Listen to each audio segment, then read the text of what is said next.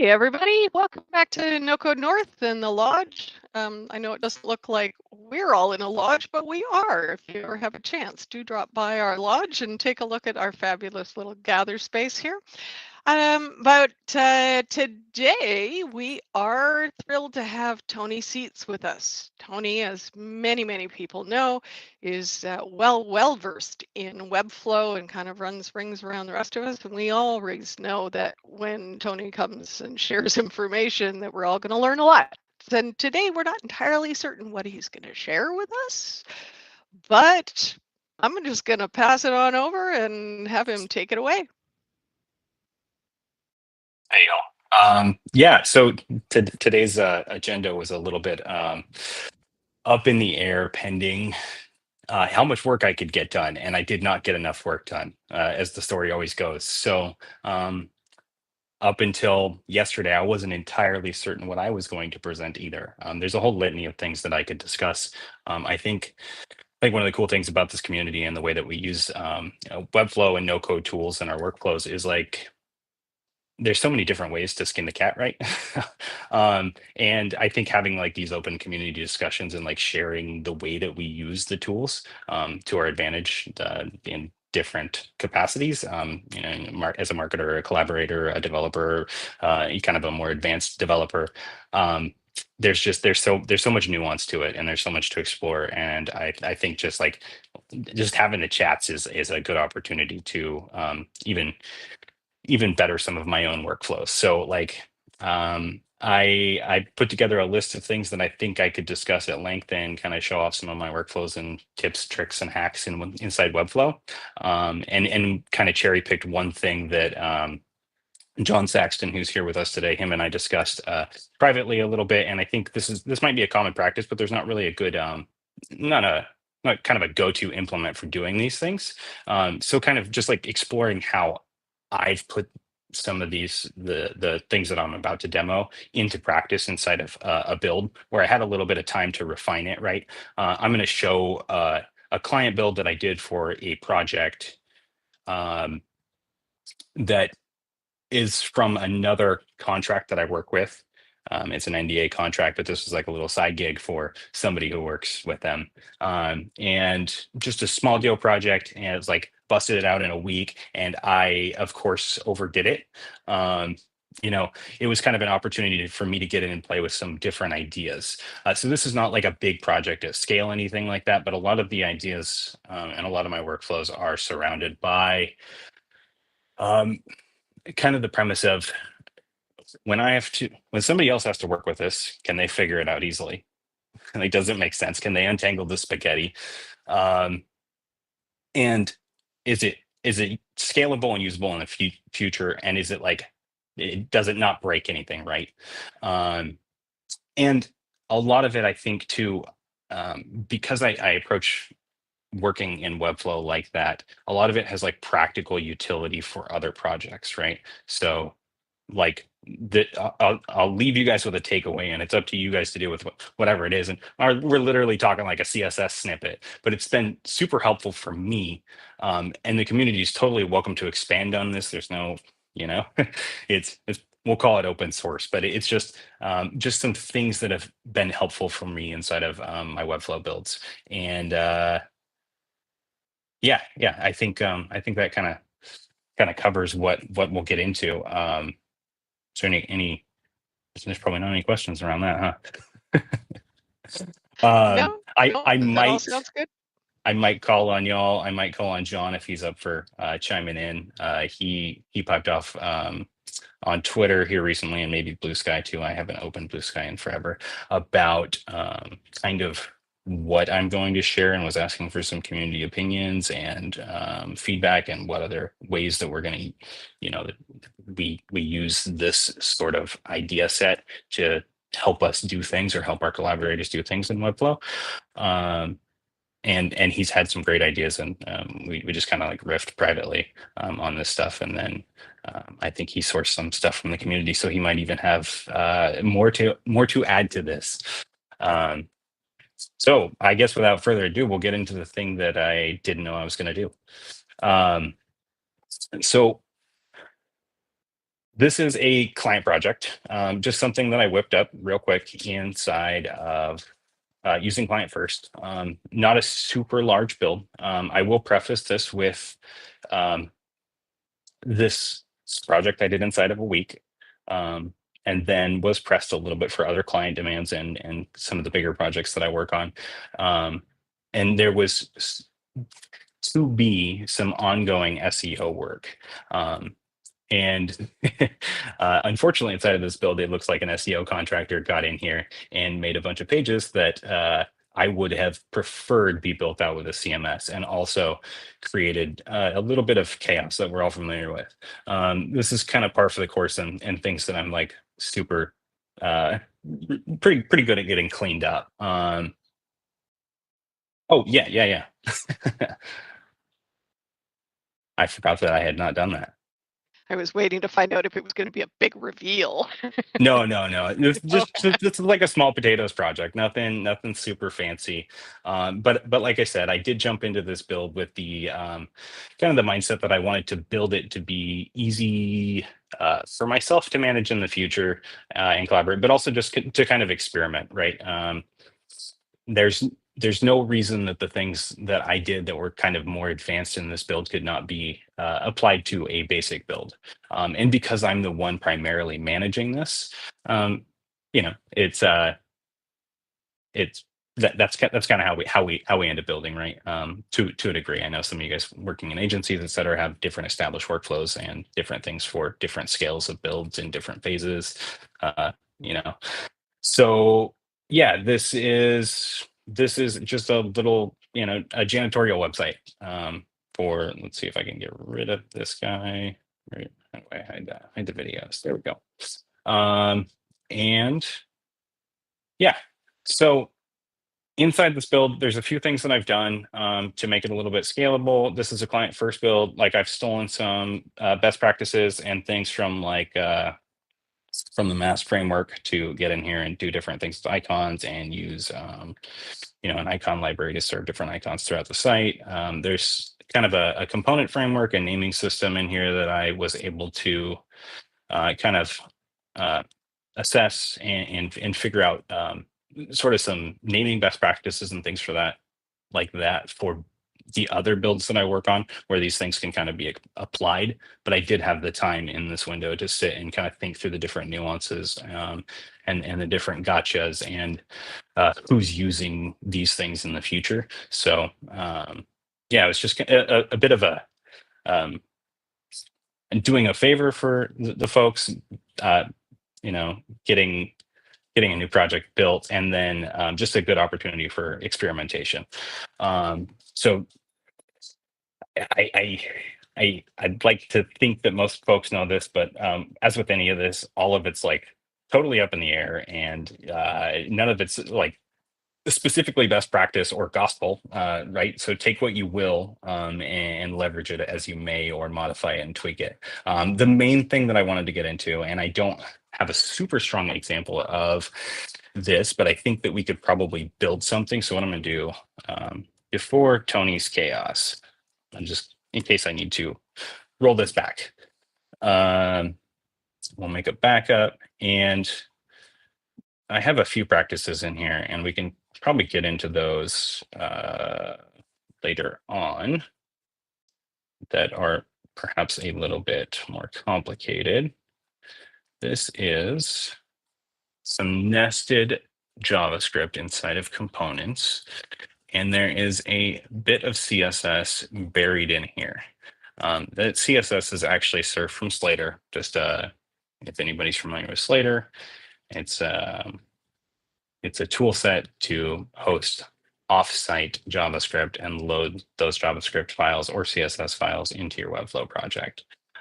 There is the ability to make a new file and use an LLM chat side by side with your code. It's not a full-blown IDE. It's not a full-blown chat editor. It's not a cursor, but it does kind of get us close to that workflow. And then there are some specifics with Slater that hook it into Webflow that make using it a little bit more friendly. So they help with that. The writing, managing, and deploying of custom code inside Webflow. So because I use this snippet throughout multiple sites, I wanted one source of truth so that when I make a tweak to it, I only have to change one thing, right? If I use this library or this little CSS snippet on 12 pages, I have one place that defines the source of truth, and I can make modifications on a per instance basis if I need to with either another file or inside of the Webflow, the specific project. But essentially what this is I've called them design helpers. And these are tools that you can use inside of Webflow that specifically help you when you're working inside the designer, either you or collaborators. So as a quick for instance, if you've ever built a dialogue inside of Webflow, and I don't believe that this project has a strong example of this, but we could definitely get into building one. If you've ever built a dialogue and you have it so it takes up the entire screen, right? So its first state is that it's hidden, and then its open state is that it's covered and it's probably fixed and covering the entire body, and you can see nothing behind it. Now, generally, the common go-to practice for getting that to show would be using a show class, like a combo class, either on the item or like a global like display block or display flex or whatever class to get it to display. Now, the trouble with that is that if you leave that combo class on by mistake, then that can proliferate your production builds or even your staging builds, depending on where you're pushing your updates to. And I've done this on live builds. I've done this on, several hundred pages to 1,000-page builds, and I have had a modal say nested at the bottom of every single page or a dialogue, and published a page and literally stopped the entire production site from working because it's covered in their get in touch with us modal or something like that. So these utilities are things that help us do things specifically inside the designer that won't proliferate the production build. So Webflow has a inside the designer, they wrap everything inside of essentially a div inside of an iframe that is tagged with this class, which means that we can target specifically with CSS when inside of the designer. And this class does not make its way to production, right? Because it's only inside the designer, and it's only when it's embedded inside that iframe, which means everything that's nested inside of this CSS selector, all of these data attribute targets and values, when I publish, they don't go with it. Yes, the attribute is there, but the actual rule set does not apply because they're not qualified, right? So things like display none, display block, inline, flex, grid, etc. All of these different display styles that we may want on an object that we're working with inside of Webflow or an element that we do not want the chance of breaking production builds. I've more or less created a set of rules and utilities to help me. In this case, I've done my best to make those in naming convention as close to the real CSS rule set as possible, right? These are data attributes, so we tag them with data. It's the standard for working with attributes. You could drop any of these. You could just do Webflow Designer. You could call it whatever you want. But the important thing here is the ease of use when you go to use a utility like this. It is display none. Okay, that's something that I understand. That makes the connection right here. That is display none. Okay, so when you go to write this thing, like you're essentially writing the CSS rule, but kind of appending this, and you're doing it in a different place, right? You're not adding the class, you're adding a data attribute. And I've done this for all kinds of different things, as far as display, positioning, overflow, visibility, opacity, height, max height, and then all the way down to like outline styles. I don't know if y'all have ever worked on a dark mode project or a black project, but if you try and use the xray view, well, it's kind of useless because the xray lines they're dark. So getting a nice outline in utility where you need to see the boxes that you're working with to diagnose some overflow issues or just to make sense of your own spaghetti, it is a utility that we can apply here. So different things like that. And this has gone from something like this to kind of a more advanced use case, or like an up and coming use case would be like the one that John Saxton shared recently on, I think there might have even been a couple. I did not have time to dig too deep in the discussion as I wanted to, but like components and component slots. It can be difficult for collaborators to see a slot inside of build mode and know that they can put something inside of it, right? So inside of this section, I don't know why this is here. There's this was not here when I shipped this page, but this component here was built to accommodate various FAQs, just static FAQs, and it was built for collaborators to drop things in. But it's not immediately clear that like you can add those things in here without knowing what this language over here means. So John's use case, for instance, was basically displaying these collaborator-friendly slots inside of the build mode canvas in a way that says like, this is a thing that you can interact with, and you put these things in it. I'm not going to go hunting for the tweet or anything like that, but essentially John had used some nice, I think, before CSS to render that slot on the canvas with a tag and some information colored like something that somebody could interact with, right? I think it was green because it's a component thing, so it kind of builds that familiarity for the user and kind of streamlines that user experience and that expectation. So that's kind of a neater thing that I've not really gotten into. I think John may have some more to add to that after I'm done with my little spiel here. And totally open to other ideas, different ways to scale this. I've got this could easily be streamlined into a quick application or something like that, to just kind of have some designer utilities, obviously with some caveats. But yeah, so the dialogue example is one thing. If you guys have ever worked on the slot piece is another one. If you've ever worked on sliders, quite often what you'll have is the slider here, and then you've got all of the content inside of a flex box that is spilling off the canvas, right? So the slider is here, it's overflow hidden, which means that everything that's outside that box on this side, you cannot see inside the canvas. So it makes it very hard to visualize, like, okay, do I have the 10 things that are supposed to be in that slider? Okay, then I got to come over here into my navigator. I've got to look at those things, and I've got to figure out by all of my, not specifically named slides, and then figure out what is what, and then you still can't see it on the canvas. So another use case would be taking those things, those slides, and making them flex vertical and like removing that that overflow hidden so that you could see them inside. Yeah. Yes, totally. So let's see. I'm trying to think. I built this form to be modular. Now this is a section with a form.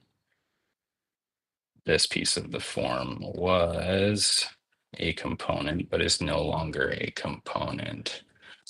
Let's see if I can just, no, it's no longer. We'll go ahead and yoink this guy out of here in a second. And can you use on components and non-components, right? You can just add that data anywhere. Yep. Yeah.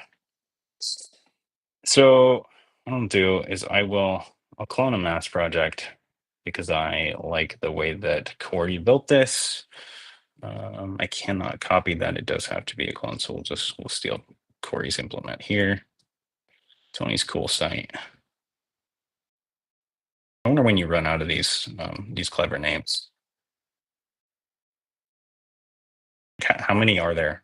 Tony's fantastic site. I have some of those. So Corey's built on next week's workshop as we try to clone 300 Webflow sites and run out of names.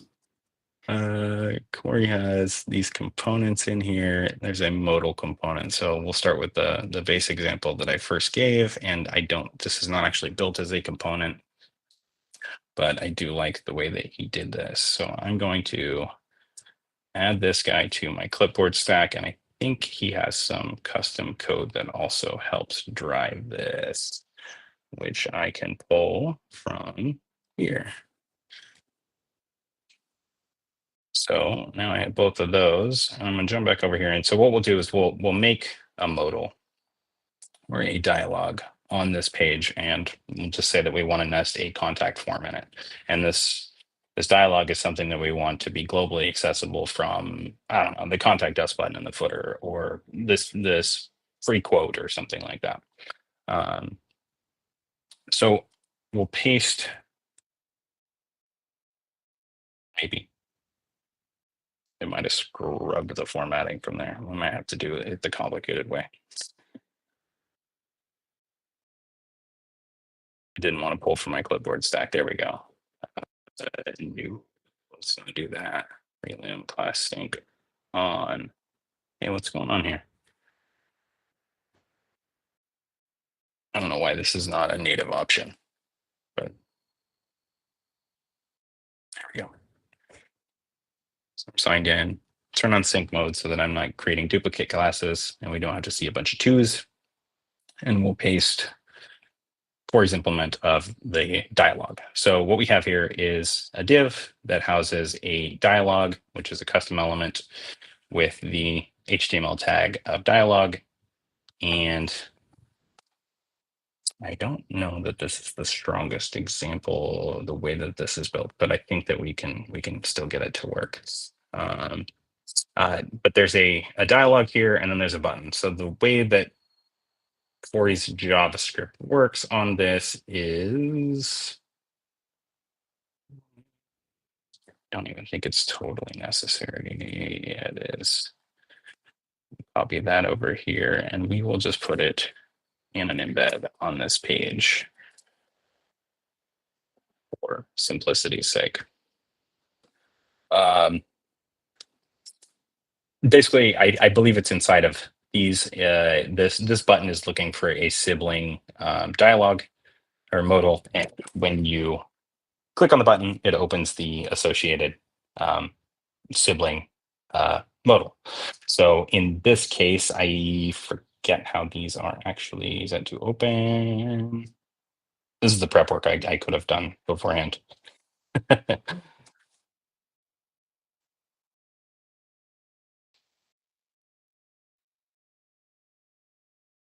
Is it true? Yeah. So, yeah. Oh, you're right. It is any value. It is either, yeah. But essentially, that's how it works. And like one of the most common use cases I have for like these designer helpers is specifically this. You have different dialogues that you use throughout a site, say like a scroll position blog call to action, right? You get 50% of the way through the article and then you want this thing to pop up. Well, if you go and you display that inside the canvas and you forget to turn that off and you publish, you run into the problem that I got to earlier, where like that dialogue is always visible, and that's no good.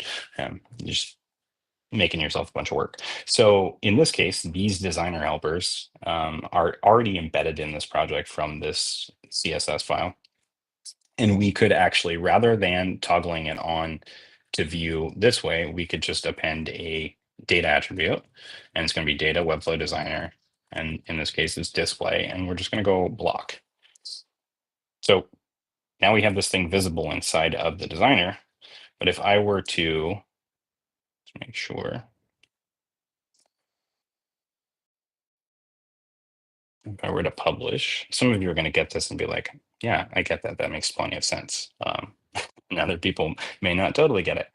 I have, okay, the button is still there, but the actual dialogue itself that I have visible inside of the designer canvas is not. So I have increased utility and accessibility of a thing that I may want to see or other collaborators to see inside of the designer, but I have not broken the production side at all. And so this sort of philosophy with these designer helpers is that to all sorts of different applications, be it a dialogue like this, a slider that you need to see the content, or you need collaborators to see the content, or the example that that I provided that John had kind of worked up something for with a component and component slot, just kind of letting us work with our Webflow builds better inside of the designer, kind of opening up that like a different layer of utility. And every single one of these more or less has been something that I have used to some degree. So another, for instance, might be, okay, so now I have this data Webflow Designer display block visible, but what if this dialogue's opacity started at 0 inside the designer? Well, okay, I have an interaction that works. So say I set up an interaction or some JavaScript to take it from 0 to 100 opacity when it's open. I can't see that inside the designer. So we can come over here, data Webflow Designer.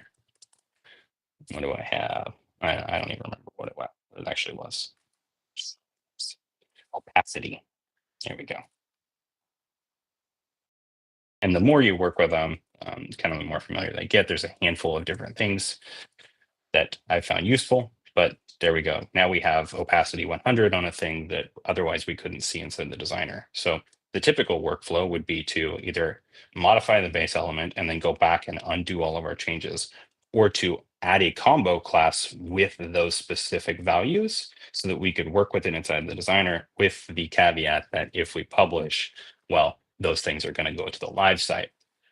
So this sort of exclusion and separation of our code between designer environment and production is extremely powerful and very time saving. I have done things like the Moto example and had that live for like, an hour or two, and the client comes back to me and they're like, Tony, this is broken. Oh yeah, really? Did I forget? Oh, I did, because I jumped over to that page. I was working too fast. So these things have allowed me to save myself a lot of face and just a lot of time. And then also there's utility in a collaborator being able to see, okay, this is the thing that pops up when I click on this button inside the footer. And you can even put little text notes in here for a collaborator, et cetera. Like this is totally scalable and very context dependent, who's working with it. But you could put a little note in here that says this modal is this thing, and that only shows inside the Webflow Designer. There are some gotchas with SEO and some different ways around all of that. But in this instance, say I wanted a dialogue like that, like this example, say with my form in it. I'll delete Corey's stuff here. Delete this guy. Now I have my modal with my form in it. It's not prepared for this different styling. Come back over here and whoa. That is not the answer to that question. I think that was just your that's because I borders. set the border. Yep. Yeah. Right. There we go. There we go. Okay. So this would be the modal that a client could see inside of the designer. And they could go in and they could see the different form inputs. Say if there was like a heading up here, they could edit the copy. Obviously, we can't see this. Text, color. Here we go. They could edit this copy inside the designer as they wanted to. So it might be, say I build a modal like this and I've got all of the logic figured out and I published it to staging and I've got everything right, but all I did was put in some placeholder copy and I don't know exactly what they want this thing to say, right? I don't know their brand tone. I don't know all of the details of the offer that they might be putting in here. I can set them up to do that and then publish to production when they're ready to. and just like leave this thing sort of half finished or partly finished in a way that's not breaking to the designer workflows or the production site. So I get this all queued up and I say, hey, this thing is on this page. I shoot them a screenshot. It's at the end of this page. You can go in and you can edit this copy. And when you publish to production, it'll be working. If you run into any issues, let me know. But otherwise, everything's all queued up for you to do what you need to do. Same thing with, say a slider. Okay, I built this slider. I want you to go in and review the content beforehand. In many cases, they might not be able to do that without you getting into the designer and showing them how to view that content or publishing it to staging and seeing it there. In this case, they might already be inside the designer working with CMS pages, CMS content, and they could review it inside the designer. And if they needed to make changes, they're already inside the right environment. So bringing some of that back into the designer and saving the whole publish and whole publish piece of that. So yeah, I think that about covers the like one practical use case, a couple further examples, some of the extensibility of it. Anybody have any questions? So I've used like a couple of versions of this kind of like that I've discovered in my own workflows. Could you, I guess one thing that I've started using it for a lot is like there's a couple of projects where there's a lot of collaborators in it, and a lot of them are mostly focused in the CMS, but they'll just like publish everything, like even if I'm working on something on like a main page kind of thing. Yep. So when I guess you could continue to further like add your own kind of like custom attributes where it's like maybe it's like a wrapper that you place around sections that are like currently in progress, where it's like, okay, this is like a staging thing, and then that's hidden. So something when not in the designer. This. Yeah, I actually, this is kind of where I think one of these original ideas kind of started from, was in that utility, keeping separation between development and production in environments where you don't have access to enterprise features, page branching, things like that. So this is a little bit of a project that I totally stalled, and a bit of a spin-off for a couple attribute-based JavaScript and CSS solutions. One of those kind of answers that question exactly and comes with some simple utility attributes to apply to things like that, and or classes. I believe in this case I use classes just around a wrapper, and they're controlling display none and display block. And then there's a piece of JavaScript that can optionally remove that content by that class designation on publish. That way it's just like not in the DOM, and it's less likely to end up in SEO, even though it is display none. So there are some definite caveats to that. What I haven't done since I built this original solution was leverage the display visibility over here, which does remove elements from the published site. And there's all kinds of nuance here. Sorry, I don't know if you're showing a different project. It's still just showing the. We're still stuck on that one. Yeah, I only did the one window. Sorry. No worries. I saw don't you like you like moved your mouse like the right spot, and I was like, but there was no click, and I was like, is there more? Yeah. Let's go ahead and drop this, and we're just I'll screen share my whole screen. Spare all application windows. There we go. Okay. So I dubbed this thing divisible, and it's just it's a point of separation between development and production. And I built this little marketing site based on a little framework that I had for some other attribute solutions that I've just more or less slept on. But I wanted to find some way to like share some of the stuff with the community, but I never had the time to actually launch any of this. So a lot of tinkering, a lot of my own design decisions and things like that. But this kind of specifically to that workflow that you were talking about, and that pain point answers that in a way that you could use from build to build. I've got a couple of friends that use these same scripts that are pulled from my Slater projects to do that as well. They're like, I want the client to go in and review this, but I do not want that thing to end up on production while it's in flight. You can do that either in context And sometimes that context is really relevant to the client, right? Like you drop a new CTA between a couple sections on their homepage. Either you can duplicate that page and then put it in a staging folder and protect it from, prying eyes, et cetera. And then they've got to go in, they've got to use the password to get to that. And then when you actually go to publish that page to production, you then have to translate all that stuff back to their original page, or, do that entire song and dance to get that stuff to production. So this kind of helped alleviate that in a use case where I was constantly going back and forth with a client, adding sections and manipulating things that I only wanted them to see, but I wanted them to see it in the truest context. And that could be sections with custom JavaScript and things like that. So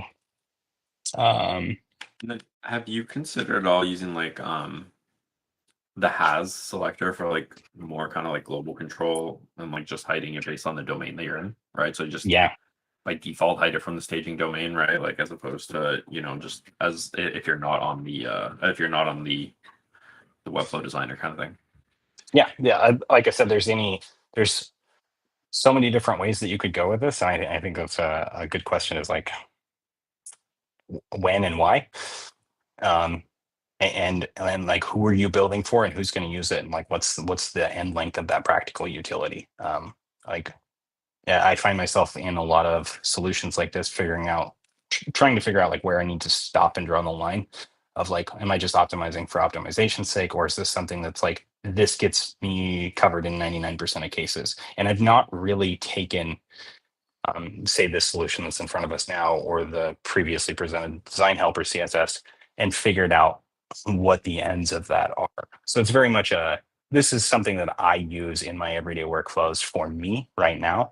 And it's not necessarily set up or kind of really deeply thought upon how this could be implemented into other people's workflows.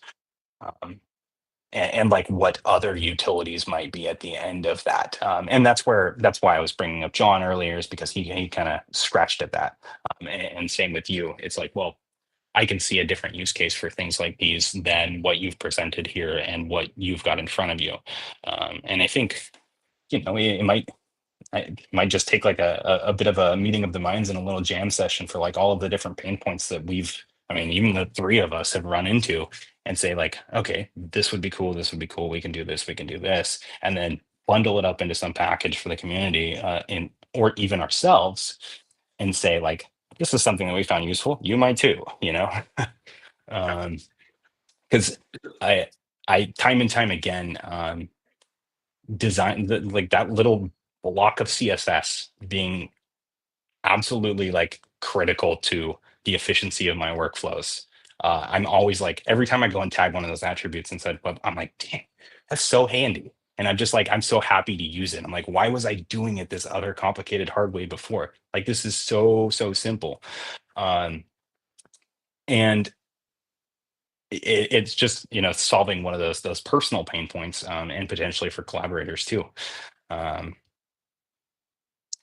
And you ever find yourself in projects where you're like constantly adding those attributes? So instead, like you maybe create like a wrapper component and it's got those attributes as like dynamic values.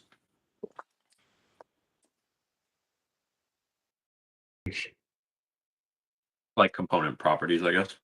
yeah, Or would that be like so overkill, because then you'd have to nest everything inside that component? maybe not to that degree, but speaking of components and using this, let's see, can I minimize that? Yes, I can. The way that I have this project set up and that custom CSS setup is a bit of a crafty deal with components and some of Webflow's display logic.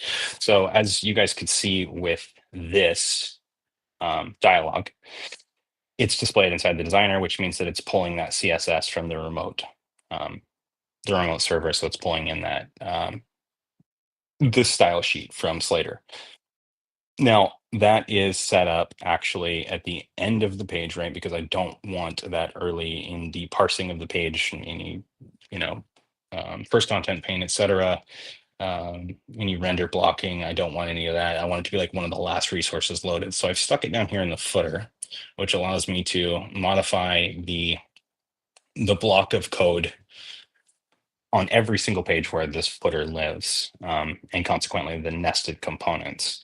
So inside of here, I've called this as you saw in that other thing, this was a project that I had dubbed level. So some of these things are prefixed with that that naming, and I've called this level DX, which is developer experience or designer experience, was kind of my pun on that. And inside of this component is some juju, as I guess we'll call it, that uses visibility specifically to import this external CSS and render it inside the designer, but does not proliferate that asset loading on the live site, right? Because if I nest it in here and it's regular visibility, then that nested piece of JavaScript, this block right here, actually gets loaded on every single client load, whether it's used or not, right? Because this CSS file is now a thing that the DOM can utilize to apply the styles, even if they're not inside the designer. So it just loads this asset uselessly, and that could be, millions of times depending on all that. So that is it's a kind of a waste of Slater's bandwidth. It's a waste of client resources, etc. So inside of this component, this is actually wrapped inside of a custom element with a style tag, and it's set to hidden. The interesting thing about this is that being a style tag, it happens to escape Webflow's display none and the execution of the embedded code inside of the designer. So this actually still gets loaded inside the designer. But when I publish it here, that external CSS that's nested inside of this embed is nowhere to be found because this element is not rendered inside of the DOM. Yeah. And kind of carrying up from that philosophy is using, other,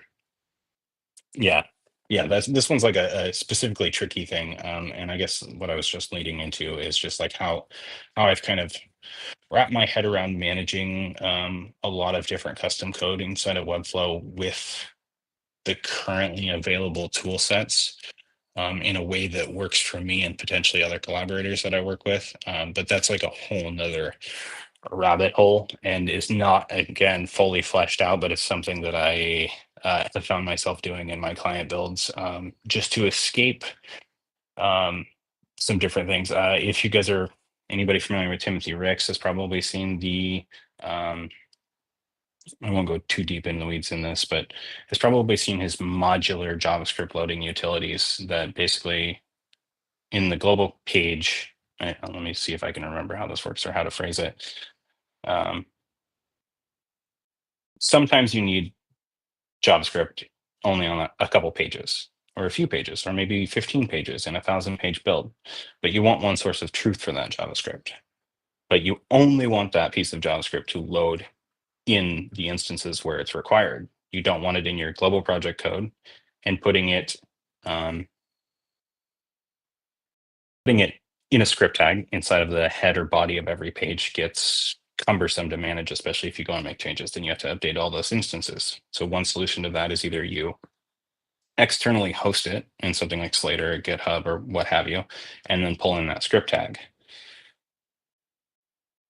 And that works to a degree, but you still have to make sure that you're tagging that script either on the page. So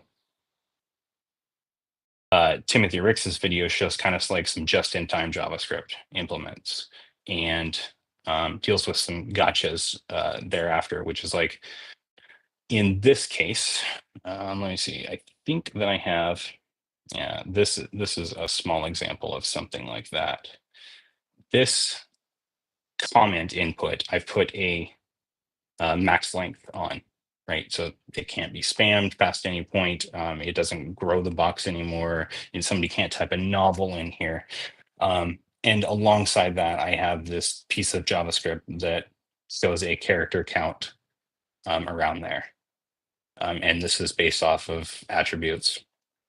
And it shows, I can actually just go like this, data, Webflow Designer. Why is that hidden?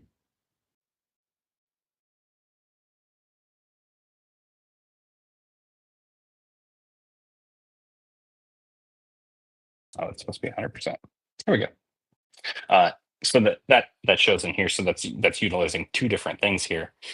But this is only used inside of this form when I use this form. So I want that JavaScript only to load and execute in those instances. Now, because this section is a component that I use repeatedly, what I've done is I've nested that JavaScript that does this inside of an embed that's inside of here. Timothy Ricks does this, but does it in a way that uses some conditional parsing or like execution logic of the different pieces of JavaScript. So say I have two sliders on a page and I've got nested JavaScript like this in those two sliders. If they both use the same logic and generate, the respective utility from that piece of JavaScript across both of those sliders, right? Because it's built scalably and not instance specific. And then you only want to load that JavaScript and execute it one time. Otherwise, you're doing dual processing. You can run into all kinds of issues with duplicate execution, and then you're having the client process all of that stuff unnecessarily. So he kind of gets around that with putting things in a conditional wrapper that says, okay, well, if this snippet already exists on this page by this ID or however it's configured, don't do it again because it's already here and it's already loaded and executed. Whereas I've done something a little bit different, and this is more nuanced in that you have to realize that these things exist to toggle them off and on. In this case, if I had multiple of these forms on the page, then I would have to go in and I would have to disable this little piece of nested JavaScript that does this, because I wouldn't want it to try and execute twice. Don't have that run all the way up the chain in here, but you can see that I'm using a couple other utilities, and just for simplicity, in naming convention, I call this immediate. This is something like an async load in JavaScript. It's going to load at the very beginning of a project. This is our global CSS, some other specific stylistic CSS that I want to keep separated and isolated, and I may not use on every page, so I don't want the client to load and parse that. I've nested those inside of these components to let me toggle what is loaded and executed on depending the context, depending the page, depending how many different things are on each page. So if there were multiple sliders, well, okay, I know that there's two slider components, then I can come in here and I can disable, the slider code here because it's already loaded inside of the actual module. And that is kind of where this naming utility is also kind of spun off of, kind of working around all of those different quirks of working with custom code inside Webflow. That is one of the biggest pains that I've met working with Webflow on builds at scale. I've worked with like Series B level startups to like enterprise ready, and actually had to consolidate a lot of my custom code and practices in a way that was easy for somebody else to get their hands on and not have to go to GitHub or necessarily untangle it, because I could very simply say, like, you're going to find this in the relevant context. That's another way that is useful too, is say I did run the visibility of this JavaScript up to the top of this component so that you had the ability to toggle it off and on. Well, when you're looking at the component and say you have multiple forms and it's executing twice, and then all of a sudden you've got duplicate elements with a character count, like the logic isn't working, the first place you're going to look is, in the custom code on the page or around the element inside of the designer. Having it contextually relevant and like literally right there on the thing that you're working on that it's supposed to work with or manipulate, just it helps with your own ability to get to it, but anybody who might encounter it in the future. And I think another way that I've leveraged this is with something that I've not put in heavy practice, but like contextual developer notes. So things like, say I just want to leave a note on this page and I don't want that to go to production, right? So this piece of code right here, this stack of divs is visibility hidden, which means that it's not going to publish to the live site, which means that its only place to be seen is inside this designer, kind of as I think I beat that into the ground. But inside of the designer, I have a variant that makes it visible. And this uses like a little bit of custom CSS to override Webflow's display none logic for those display or those visibility hidden items. And what this does is it brings up a contextually relevant developer note right at the object that I could be working with, be it the page or the component or the custom JavaScript or the slider. It could be a collaborator note. This could be expanded to only display inside build mode, different things like that. But it lets me put potentially some documentation or some guidance right alongside the thing that is probably going to need it. And I think that in context notation and documentation is something that, man, all the builds that I've been handed that have been total chaos, I would have killed for something like that, right? Like, oh, there's the thing that explains how this works and what it's doing right there with the thing that it's working on.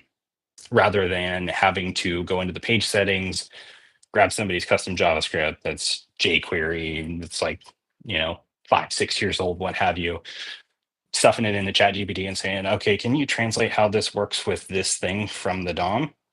And tell me how I can modify it to do this thing. This lets me put in some whatever you want. I mean, because in this specifically, it's a rich text element. So I could drop a video, I could drop a loom in here, I could drop images. I could do like a full documentation system with like table of contents if I wanted to. But this is something that I've also experimented a little bit with as far as like that contextual relevance and utilizing visibility or the visibility hidden. Because I can pop this up and I can mistakenly publish when this thing is overlaid, and the production build is no worse for the wear because this thing it's not there. It can't be shown because it doesn't exist in the DOM. So I found like this is another place of utility for some of those nested components and things like that. Another kind of off the cuff example is if you've ever worked on a multi-step form, very similar to a slider, you've got a lot of content that translates from off the canvas to in the canvas. And if you're using any of the existing libraries to drive those multi-step forms, a lot of them are attribute based. One cool thing you can do with CSS is you can surface data attribute values with CSS. So you can do crafty things like pull in a data attribute value into the actual DOM and render the content of that data attribute. So like you can do a name. So say you have multi-step item 1, and then you have 2, and then you have 3, and then you have like a logic split. Well, you can render that stuff inside of the canvas so that when you're looking at it in the designer canvas, when you're looking at it, you can make sense of it without having to go up and down the stack and look over here and then go into settings and look like scroll down and go to the data attribute because it's like right there in front of you.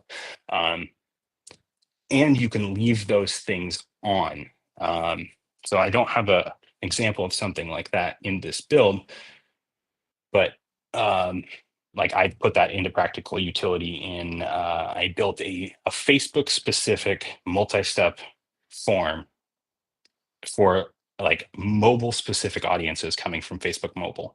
So we had a multi-step form that had all of this crazy wired together logic. And I routinely kept having to go back in and find different questions and update the answers or update the logic or add a new question. And when I was looking at this giant mess of divs over here on the left, I'm like, oh my God, I don't even know. Where's the intro card? Like, where's the end? Where's this thing that I'm going for? I need to adjust that piece of copy. I click it over here. I can't see it. And then I go into settings. Oh, okay. No, I'm on the wrong one, So doing things with this visibility allows you to do other things like that, right? Like on that page, I was able to just go inside and drop in some custom code that turned that entire multi-step form to display flex, and it made it all in one column. So every question stacked atop of each other. And then I took it a step further and I used a little bit of CSS to pull those attribute values into some before elements that showed what step it was and what the name was and any other attribute values on it, like the logic stuff. So that when I was on the page working on those things, I could very quickly just go, oh, there we go. And then I add that, and then I need to go back and I change this value, and I need to update this copy, and it's right there. And totally. Totally.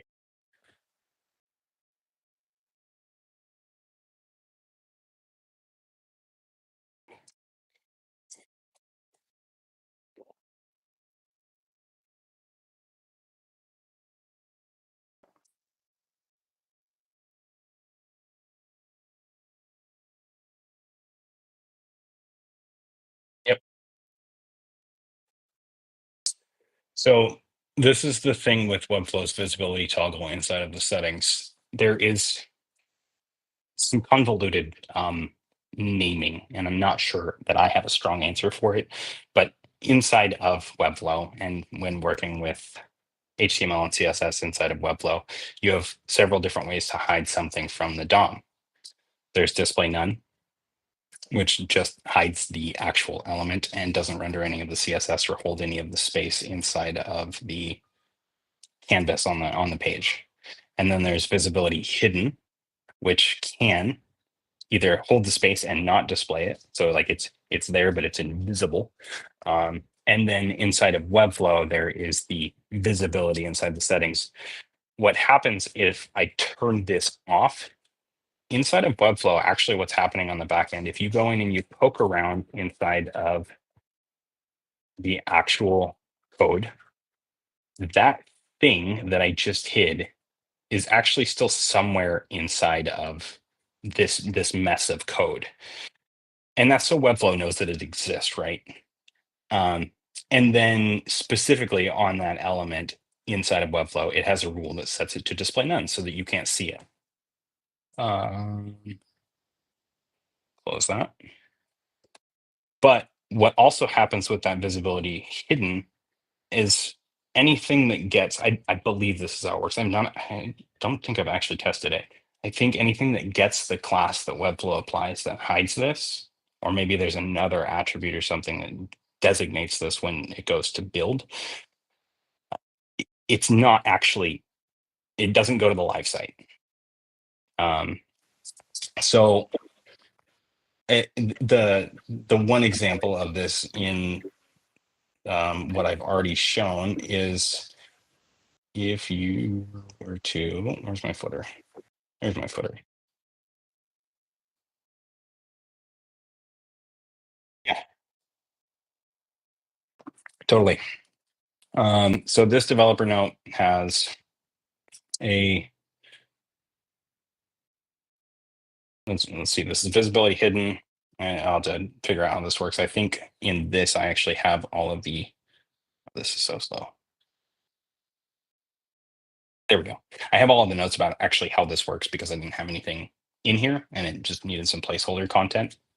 In a live build, this would say like, put your notes in here. You can do this with this rich text block. But it gives some guidance. In this case, this element is visibility hidden, and what is nested inside of here is there's a component variant on here that makes it visible. And there's some custom CSS that is overriding, is it? Yeah, it's right here. So I kept that inside the designer that sets it to display flex inside of the designer. But because of the logic that happens when you publish an element that is visibility hidden like this, you can see that that is right there, and you can see the background content changing behind here. But when I jump into the live build, that element's not visible. And if we go back here, I've got a page wrapper, and it should be the first element inside of that page wrapper. So I come in here and I've got my main wrapper and my page wrapper. That element is not there. I've got my page wrapper. Yeah. Yeah. Yep.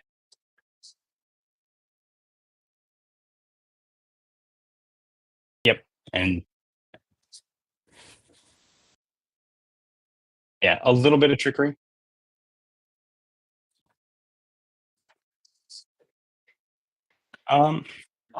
So I think he's just like manipulating the fact that like Webflow, even though they're not rendering that object on the live site, they are Yep. still rendering it in their designer. So like you can just force it to have a display property, even though technically on the published site it's not there. Yep. And that's the same. Yeah. And then that's the same principle that's applied to that custom CSS, the designer helpers externally loaded CSS. That's essentially leveraging that same thing where I was able to escape the fact that Webflow won't parse custom code or embeds inside of an element that is display hidden with the fact that I called it a style tag. It was some weird quirk. I was able to do that. But it's essentially the same principle that's allowing those things to be visible inside of the designer, but never proliferate to a production environment in any capacity. So like the block that loads the code isn't even conditionally loaded depending on the domain or anything like that. It is like it's not even there to be parsed by the browser because of that visibility status. And then just like Patrick said, those things, as I pointed out, are still available inside of the designer's accessible DOM, just not the live site, because this goes through a whole process of minification and all of that. If you're working at Webflow and watching this, don't fix these quirks. Talk to Tony about how we can continue to abuse them. Okay.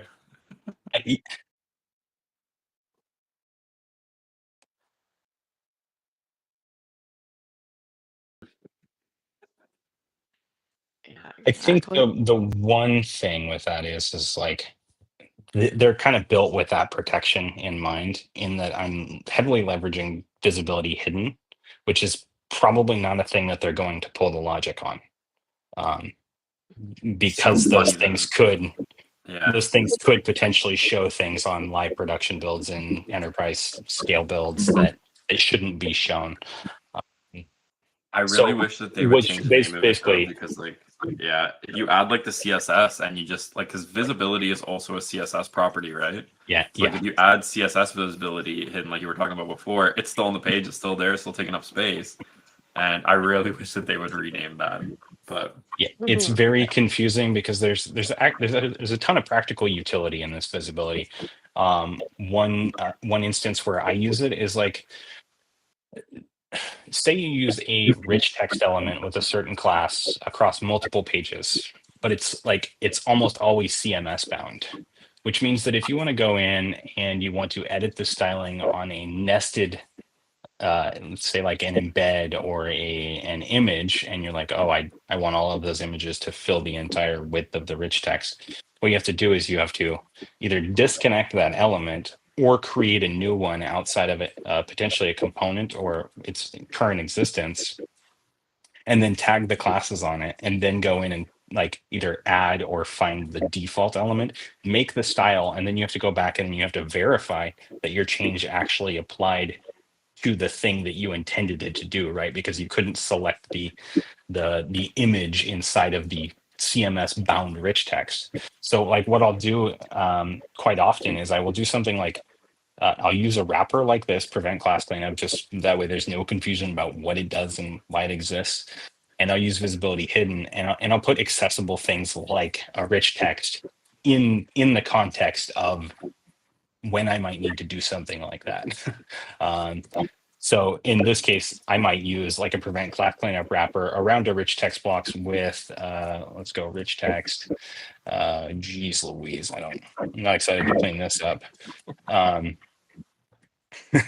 But I've got this text-rich text. And what I can do is I can take this entire element and I can put it right next to the actual rich text on the CMS page. And I can go in and I can just go, okay, here's my rich text, and here is my, I don't have an image in here, but say I wanted to modify all of my H1s inside of that, I can go in and I can make that change, whereas I couldn't on a bound one. So like I'll put little tools like that where I know that I'm going to need them. Say I have a specific utility class that's used on multi-step forms or inside of a component, I'll put those things where they're like accessible inside of a wrapper that never makes their way to DOM. That way, when I'm working with said thing, like the form, it's all of the things that I need to manipulate are there. Say it's a visibility class on like a dialogue is an easy example. Like a lot of times you'll find somebody writing JavaScript to take a thing from hidden to show. And a very common workflow is just to use a class that says like this thing is shown when it has this combo class. Well, what happens is you add that combo class, you set the style inside of Webflow, and then you remove that combo class because you don't want it visible inside the designer. And then you go do your class cleanup and that's gone. Well, you're accomplishing two different things here by nesting it next to the actual context. One, you're saving that class because it's applied to something, so it can't get cleaned up because it's in use. And then two, you're making it accessible where you need it. So like, what class did I use? And what does that look like when it is there? So you can go in and you can look at that thing with the display show and modify one instance, but manipulate it at scale. I do also want to on the note about the real possibility of Webflow changing some feature of the product that that breaks something in this system. One thing I really like about how Tony has all this set up, especially with the designer helpers in Slater, has the benefit of Tony can, when he comes up with a new thing to add to this system, a new attribute that's a helper, he can apply it to all the sites that he has that Slater CSS file on. And the possible, but to I think Patrick's point, unlikely scenario of like they change how visibility works. And all of a sudden, hundreds of Tony's projects break because that something is shown that wasn't originally. He can go in here and change something and fix 100 sites at once, all of them that are using these. So he has a lot of control over this kind of like boilerplate that is across any sites that are using it. Yep. And this was actually, it was born because I was using it between multiple sites. But what I was doing is I was just copying in this snippet. And and this is cool. You can, I mean, like, and that's what I'll leave you guys with today is like just this snippet. You don't necessarily need access to this because I don't necessarily want to manage it in that capacity in the future. But I'll leave you with the snippet and you can use it as you will.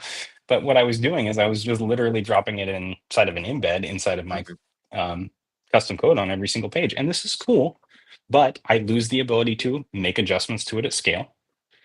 And all of this code is, I mean, unless I handle it in the manipulative ways that I've done the other things, is potentially rendered, or at least all of this stuff makes its way to production. So like the browser has to read all of the CSS rules, even though they're not applied to anything. Which, I mean, you start to do stuff like that at scale, and you're just like, you don't want any of your development workflows and practices proliferating places unnecessarily. It's just like, because the people that visit your website have to download, and the browser has to parse all of that, which uses all this compute. You have to use all the bandwidth. The providers that serve the content, say Webflow themselves, or the CDNs that drive all of this stuff, they also have to deliver all this stuff. And you start to do that, hundreds of thousands of page views, and you're just like, you're just using things unnecessarily that you don't need to. So this keeps that keeps them isolated, and then makes it scalable. And I think one of the things that's, I kind of prefaced all this was really, I'm always trying to think like several steps ahead of where I'm at and how this thing could be broken in the future or used differently by either me or by somebody else. So when I'm like building out something like this, I'm like, wait, so are there any, kind of gotchas? Is there any additional utility in doing it like this? And that's one of those things where I finally met that point of, okay, I'm so sick of going in here. Okay, I've added a new one of these, or even just copying it. So now I have this boilerplate, as John put, that I can just copy from one project to another. And like I already have all of the things that I utilize in these other builds. And then if I want to manipulate it at scale, I just go to the one source of truth. And that's kind of the philosophy with things like this immediate code. A lot of people are familiar with global CSS. Like that's something that you're going to drop on every single page. It's manageable because it's inside of a component. You have one source of truth. This is essentially that, but scaled out like a little bit. So it's working with more than just CSS. And then to take it a step further was also externalizing some of that CSS to Slater. And since I use Slater, can you version control this file? No. Not without either duplicating it. You can version control the release. So actually, like if I go in, kind of. If I go in here and I update this and somebody has already downloaded this file, they're going to hit the cached version of this. So I think in here, I actually have, because I do have some sort of version control in here, I've got the embed block with a version with a query parameter. So if this query parameter updates, the browser treats it as a new thing to download. So it actually busts the existing cache and then says, like, take this new asset instead. So if I make changes to that source of truth, then it updates. Yeah, and same thing with JavaScript. I think in this case, like I use an attribute-based solution for light mode and dark mode fav icons. So this loads a piece of JavaScript. This doesn't actually have version control in it because I don't think that I wanted it. I could always go back in and update it. But that's kind of the same thing going on there. This is something that I found myself using between multiple projects. Yeah. Are these so these are things that you use across like multiple of your projects, right? Do you usually have all of your projects like in your own workspace and then you like manage them for other clients, or do you have like you usually go into the client workspace to work on stuff? Like, I'm just thinking if you could have like okay. I was like if they're in your workspace, you could have like a library of your component utilities, and then you could control like them like kind of versioned across your websites, right? Because you can either choose to update them or leave them on older versions when you do update the scripts and stuff. But that's awesome. Yeah, there's so many different ways that it can be applied, and I think when you first get into Webflow, you can do so much natively, and then as you start to especially like the kind of world that I've worked in, working with some fast-paced startups and move fast, break things, getting to that enterprise ready, different levels of funding, all kinds of different stakeholders at play and different asks. You start to have to get really creative with how you manage custom code. And some of this, what's shown in this very, very small build, are things that help me answer that question when I have to answer it for a client. And then the nice thing is so for somebody who's initiated with the fundamentals of what I've kind of demonstrated here, I'm able to, I can whip up a Loom video and say, okay, this is how all of this works. This is how all of it's tied together. When I do this development handoff, what I'm going to do is I'm going to create a new Slater team. I'm going to port this script over there. We're going to isolate it to this build usage. And now it is your code that's only served from here. And I can explain it to them in a way that, communicates the utility and how to work with it. So for instance, this was actually born of, I worked on a project with a very fast moving client that I handed off as they more or less were hitting that enterprise ready state for multiple reasons. But I did not want to leave any any stone unturned as far as like, well, what is the next developer going to think when they get in? Are they going to be able to figure out what I did here? Because I can hardly figure it out. So a lot of things I had to kind of go back and refactor. And I did it partly for my own exploration, and then obviously for the client's benefit, right? It doesn't look good on me, and it doesn't look good on Webflow for me to potentially hand over a project where it's just a bunch of my mess and nobody can actually make any sense of it. So I had to go back and kind of refactor and rethink a lot of the ways that I used to build in the past, and a lot of the problems that I faced, and also sort of interpret what a new developer might run into, and how could I simplify and streamline the processes in a way that that they could very easily understand, or I could communicate or walk them through or train. So to make that handoff process a lot easier.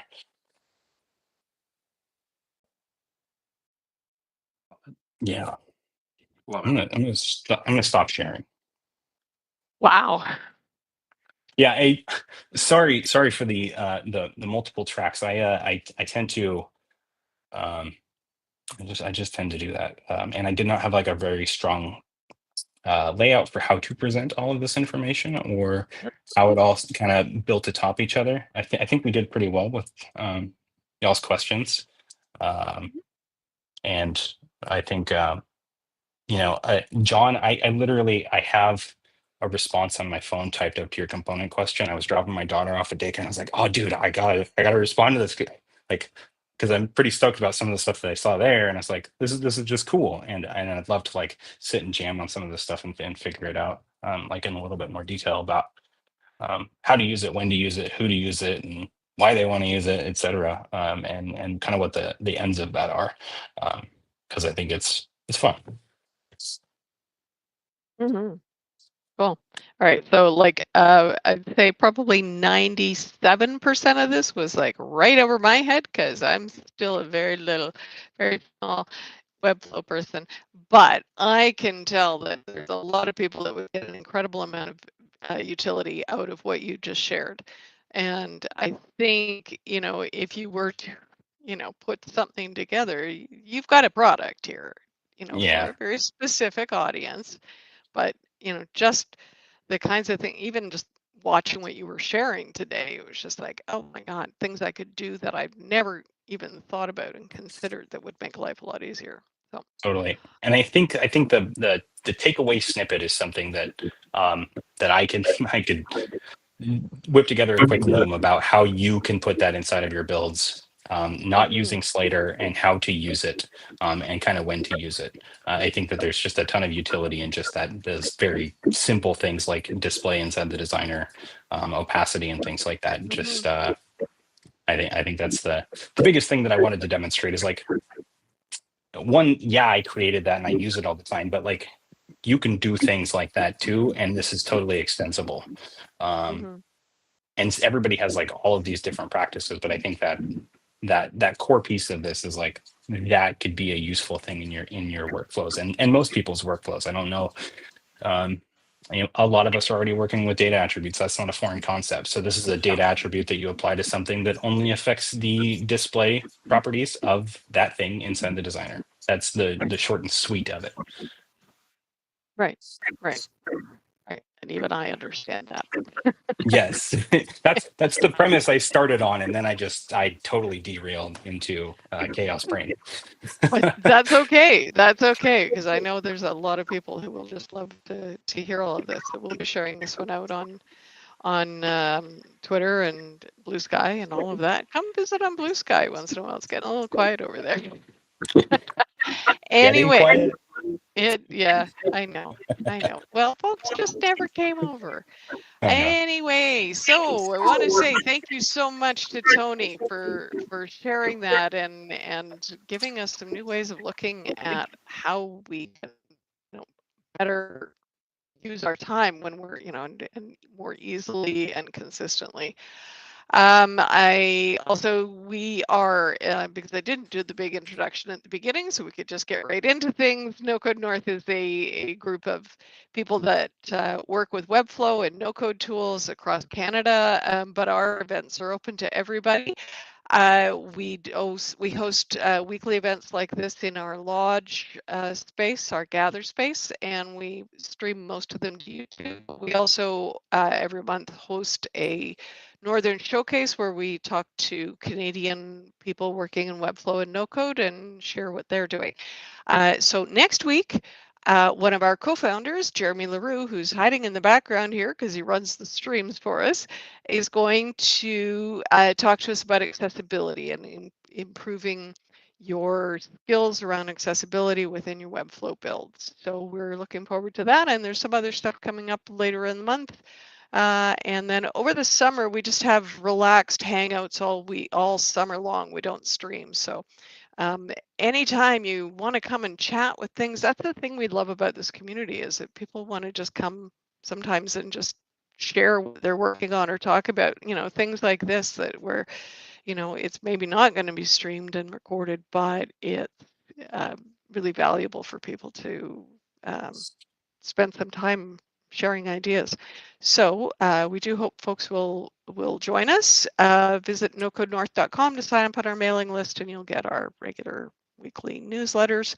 And otherwise, I'm going to say thanks to everybody, and we'll see you around. Bye.